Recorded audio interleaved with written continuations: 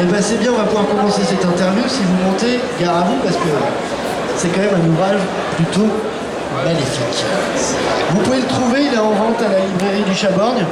C'est vraiment une très bonne lecture qui fait froid dans le dos. Allez, on s'assoit, c'est parti. L'année prochaine, on va mettre une petite musique gimmick au moment où on viendra s'asseoir sur les canapés, ça fera un petit peu plus classe, un peu d'ambiance. Exactement. Alors, bon, il faut que je le mette correctement parce qu'en fait, j'ai des super logos sur les fiches et en les mettant bien, pour les photos, c'est quand même beaucoup plus beau. Mais bon, ça me demande des petites Bref, torsion. Exactement. Teddy, comme je le disais tout à l'heure, 26 ans, écrivain. Dans la vie, vous êtes chargé de projet en bureau d'études. Ok. Vous travaillez en fait dans le milieu des installations électriques. C'est ça. Vous écrivez depuis 2011. Donc en fait, ça fait 8 ans, vous avez 26 ans, moins 8, ça fait 18. Si je comprends bien, vous avez commencé à écrire, vous étiez ado. Ouais. Pendant qu'il y en a qui jouent aux jeux vidéo, vous écrivez, c'est plutôt pas mal. C'est vrai. Vous avez publié 2 ouvrages qui sont édités dans la jeune maison d'édition byzantine, les éditions de la Caravelle, et qui édite, d'après ce que vous m'avez dit, des romans de genre. Tout à fait. Alors justement, ça me permet de rebondir sur ma première question. Les romans de genre ont perdu une personnalité très importante, pas l'année dernière, mais celle d'avant, dans le genre policier en l'occurrence, Mary Inglis Clark. Est-ce que c'est une auteure que vous avez lu ou pas? Non, malheureusement non. Le genre policier, c'est pas un genre que j'aime. Alors voilà, ça a été une grande perte, ça c'est sûr, mais malheureusement, je ne suis pas un sélecteur. Vous n'êtes pas un sélecteur. Bon, revenons plutôt à vous, parce que l'idée c'est quand même de présenter ce que vous faites. Donc on a ici le tome 2 de Néo-Monde, qui est votre saga de science-fiction. Il y a 5 tomes qui sont prévus, le 5e est en cours d'écriture, mais le tome 3 et le tome 4 qui ne sont pas encore publiés. Si je comprends bien, ça ne serait tardé. Le tome 3 normalement sortira dans l'année. Ouais. D'accord. Pour le coup, Néo-Monde, c'est l'histoire d'un personnage qui s'appelle Karl, que l'on retrouve sur le toit d'un immeuble. Il se réveille. On se demande pourquoi il se réveille ici, il se demande ce qu'il fout là. Autour de lui, tout est congelé. Vraisemblablement, il y a eu une tempête. Est-ce que vous pouvez nous raconter un petit peu ce qu'est votre univers du monde? Vous m'avez parlé de 2 mots que j'aimerais bien que vous expliquiez aux gens, la dystopie et le post-apocalyptique. Alors, dans Néo-Monde, oui, je mêle un peu ces 2 genres, donc dystopie, qui est, on va dire, la contre-utopie. Donc, c'est pas la rigolade. C'est un monde dans lequel on va empêcher les protagonistes d'atteindre le bonheur. Donc, on est clairement là-dedans. Et le post-apocalyptique, donc, qui est, on va dire, le résultat de la tempête dans mon livre, qui a tout ravagé. Donc, qu'est-ce qui lui arrive à Karl, en fait? Qu'est-ce qu'il va faire quand il va voir que tout est congelé et qu'il va avoir froid? Eh bien, il va chercher à survivre, il va chercher à comprendre. Et lorsqu'il va, à force d'errer, il va réussir quand même à trouver une communauté dans laquelle s'abriter. Et c'est grâce à cette communauté qu'il va se rendre compte que le monde qu'il avait connu, c'est plus que l'ombre de lui-même. Et ça va être une histoire qui va parler surtout de ça, de survie, de comment l'être humain, comme nous, quand il perd ses codes qu'il connaît dans la vie de tous les jours, comment est-ce qu'il réagit, comment est-ce qu'il y en a qui vont devenir foncièrement bons, d'autres foncièrement mauvais. Moi, je me pose une question. Vous êtes un mec qui travaille dans le milieu électrique, donc vous êtes au courant des choses. On est une société plutôt assistée avec nos smartphones et tout ça. Comment on se prépare à écrire un roman où on parle de survie et où il n'y a plus de courant, je présume? On regarde beaucoup de séries télé. On se documente un peu et je pense que l'imagination aussi joue beaucoup. Je pense qu'on est tellement addict à tout ça que le fait que tout disparaisse en un instant, en fait on peut facilement imaginer comment nous on serait perdu dans un monde où il n'y a plus rien, fatalement rien. Alors justement, comment on organise la survie? Ah, voici Deadpool. Enfin, en l'occurrence... En plus c'est toi. Oui, Ah bah moi je vais rangé alors. Moi j'étais tout timide, là je ne pas le faire. Deadpool, est-ce que tu as déjà lu un livre? Oui, c'était quoi? T'as pas le droit de dire bavard.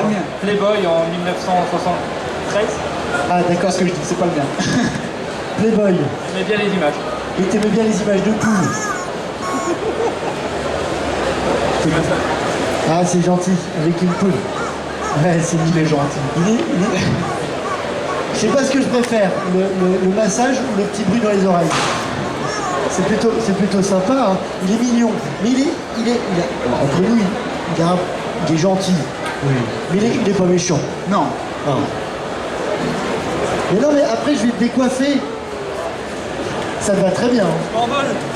Ouais, pour une fois.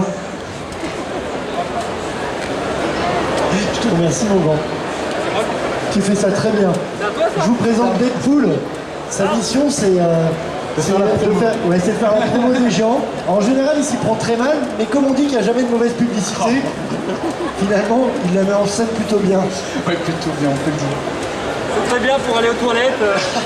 Quand on manque de papier, c'est toujours utile quoi. Ah, ta pelouse. On pourrait dire qu'il fait chier, non?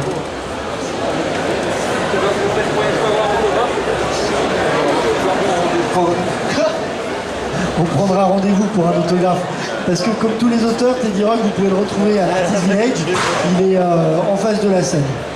Donc revenons à ton univers, Teddy Rock, après ce petit intermède, on va dire, Galinacé, c'est ça. Donc on est dans un monde où il n'y a plus rien, enfin, où il y a une tempête glaciaire avec Karl, qui donc rencontre une communauté qui va se mettre à survivre. D'après ce que j'ai compris, il y a de la survie, mais il va aussi avoir un petit peu de choses autour de sa famille, de comprendre qu'il y a peut-être un lien avec ce qui s'est passé, que cette tempête, elle est peut-être pas si naturelle que ça. Tout le monde s'accorde à dire que oui, cette tempête, elle n'est pas là par hasard. Depuis qu'elle est arrivée, le climat semble bloqué. En fait, l'histoire du tome 1 principalement se passe sur le pays de Nandal. Et le pays est, on va dire, coupé en deux. Le côté nord du pays est plongé sous une ère glaciaire qui est figée, bloquée depuis des années. Et le sud, c'est le total inverse, c'est-à-dire un climat aride et qui, pareil, semble être totalement bloqué. Et les gens pensent que cette tempête en est la cause, parce que c'est depuis ce jour-là que tout semble arrêté, mais personne n'arrive à dire pourquoi. Alors, moi, quelque chose qui me marque toujours dans la littérature de science-fiction, c'est que, évidemment, ce qu'on voit dans la science-fiction, c'est des choses qui n'existent pas aujourd'hui. Et pourtant, quand on les voit, il y a quand même un semblant de connexion avec le monde dans lequel on est aujourd'hui. Et il y a le fait que ça soit une évolution réalisable ou réaliste. Justement, qu'en est-il? Alors, enfin, qu'en penses-tu? Je pense que c'est le but de la science-fiction, c'est-à-dire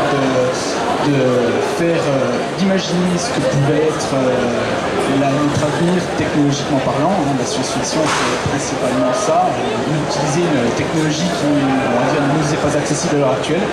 Et on rend ça crédible parce que on va utiliser peut-être des termes ou des choses qu'on connaît et qu'on arrive à imaginer. Le fait qu'on puisse l'imaginer, ça nous permet un peu d'avoir une autre portée. On se dit, ouais, ce serait possible de l'avoir un jour. Alors, si j'ai bien compris, ta particularité, c'est que toi, dans Néo-Monde, tu n'as pas énormément recours à la technologie. Non, en fait, j'utilise la tempête pour faire un peu table rase de ça. On a quelques bribes de technologie qui restent du monde d'avant, qui étaient, on va dire, assez avancées technologiquement parlant. Mais on va dire que ce qui reste, c'est peut-être 5%, 10% de ce qu'il y avait avant. Pour le coup, technologie avancée, on reste sur des êtres humains plutôt classiques ou on a des êtres déjà, on va dire, augmentés? Non, on est vraiment sur comme nous. C'est ça que tu m'en as. Oui, on n'est pas dans l'espace, pas avec des populations extraterrestres. Non, j'ai voulu écrire quelque chose qui restait malgré les avancées un peu technologiques qu'il y avait, quelque chose qui restait terre à terre.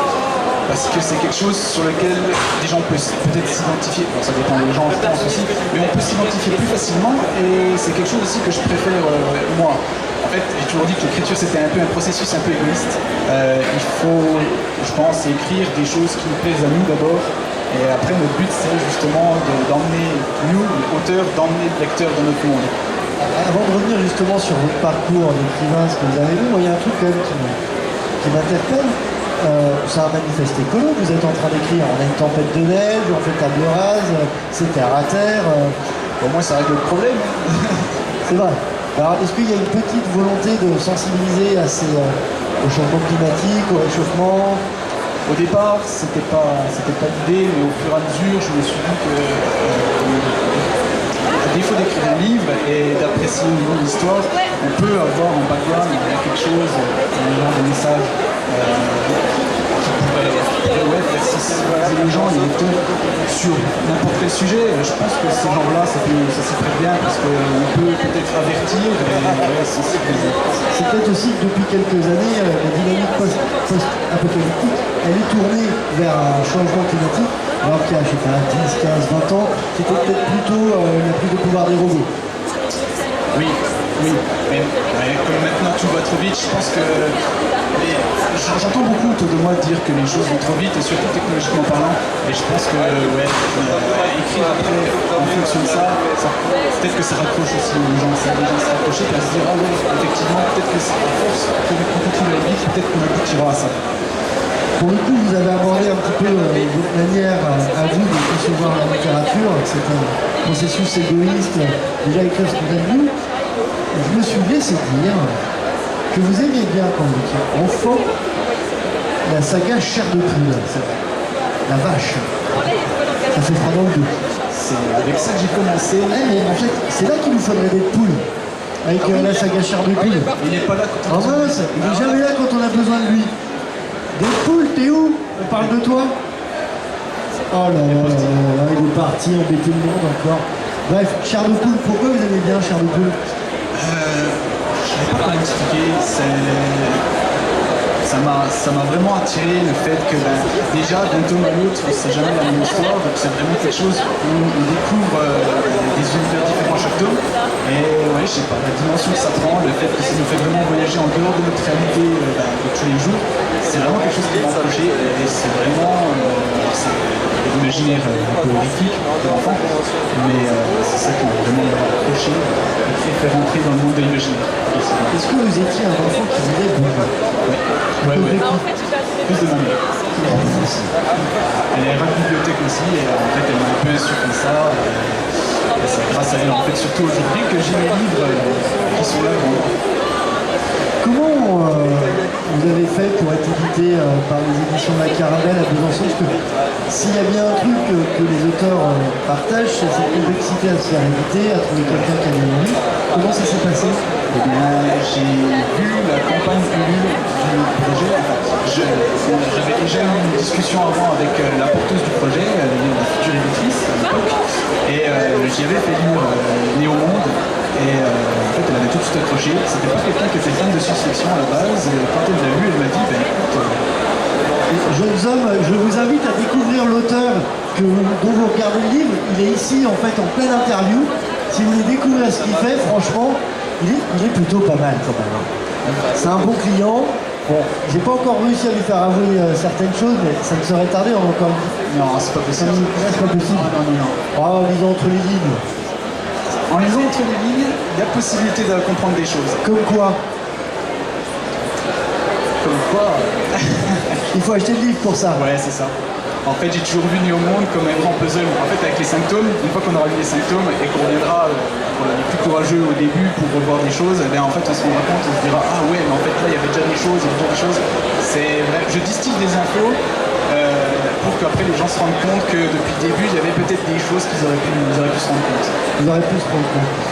Donc, revenons sur votre enfance, vous parliez de Chair de poule et de compagnie. Ouais. J'ai cru comprendre aussi que parfois vous étiez un boulimique des bouquins et parfois pas du tout. Ouais, c'est vrai. C'est un peu paradoxal pour un auteur, mais j'ai des périodes où je lis beaucoup.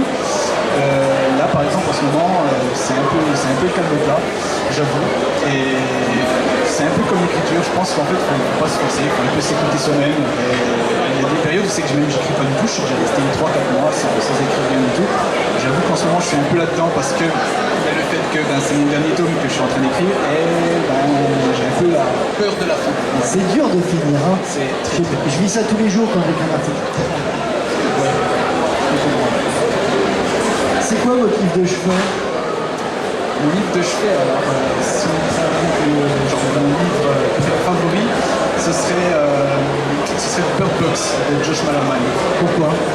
Ça a amené une autre dimension. En fait, c'est horrifique, mais c'est post-apocalyptique aussi. Et en fait, je pense que beaucoup ont vu le film.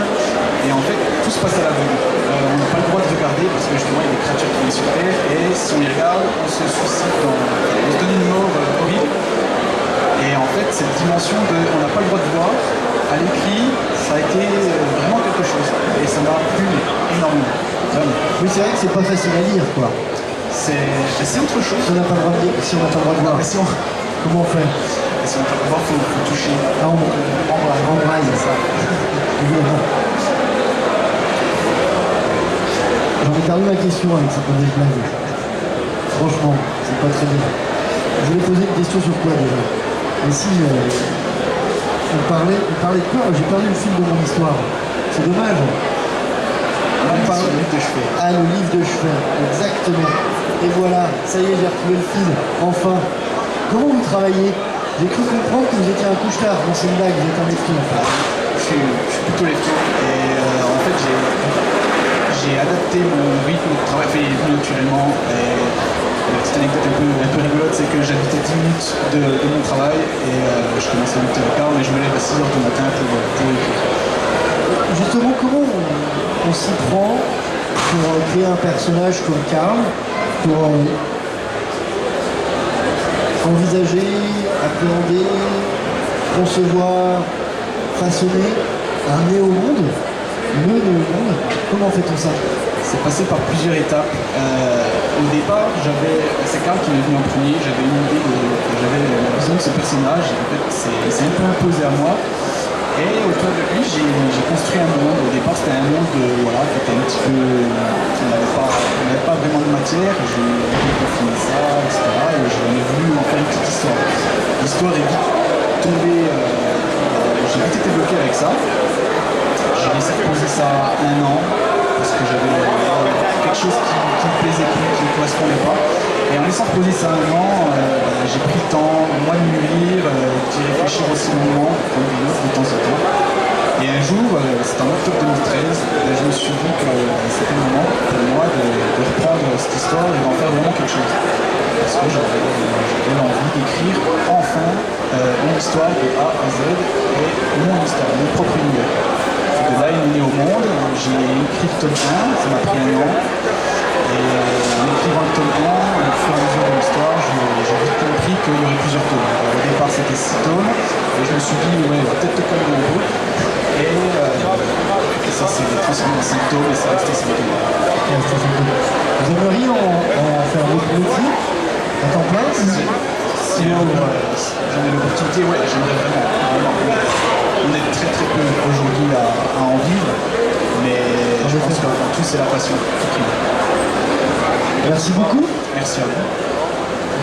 Bon salon, j'espère que ça vous a pu permettre. Vous avez pu rencontrer des fidèles ou J'en ai rencontré, quelques qui viendront, et ces salons-là, merci, c'est vraiment un très très beau salon. Ils sont partout. Eh ben, merci à l'Anecronomicon alors Merci. de vous avoir accueilli. Un super salon, une super convention qui, je vous le rappelle, hier a accueilli 4000 personnes. C'est son record pour cette saison 3, cette 3e édition, donc ce n'est pas rien.